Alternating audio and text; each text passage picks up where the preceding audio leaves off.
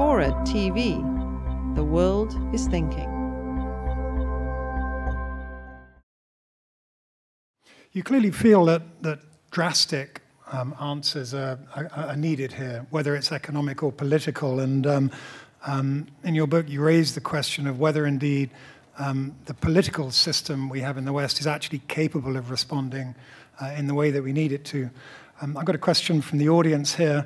To the extent that in Western-style democracies, there are powerful constituencies able to block both tax increases and spending cuts.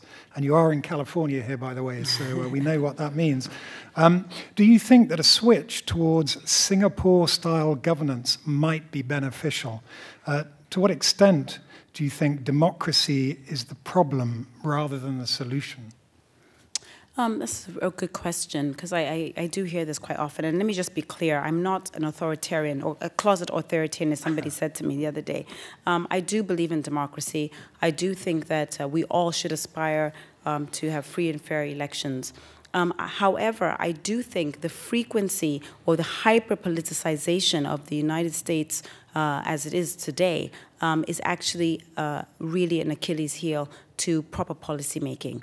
You simply cannot have elections every 2 years and expect a government to have the bandwidth to deal with more longer-term structural issues. So does that mean you have to now become anti-democratic or more like Singapore? You know, I don't think so. I think that there are many solutions within the framework of democracy that should be considered. Some of them could be extending your terms. I mean, as far-fetched as it may seem, you know, Mexico, as you know, right next door has 1 6-year term for their president. In Brazil, they have longer terms, 7-year terms for their senators, which I think it just gives you that bit more flexibility and wiggle room around dealing with more structural problems. The other thing you might do is actually get into more of a system of conditional transfers, or the idea of policy that is driven by incentives.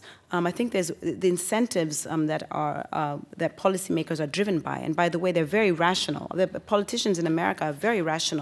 They know that voters vote for them for dealing with short-term issues like unemployment. They say the right things about debts and deficits, they can get away with it. Nobody wants to talk about pensions. Nobody wants to talk about education, because those things are huge, intractable problems. So what should we be doing to force people to focus on those issues? And I think we need to think of systems within the democratic framework that would encourage and reward policymakers for focusing on longer-term problems and not just focusing on short-term issues.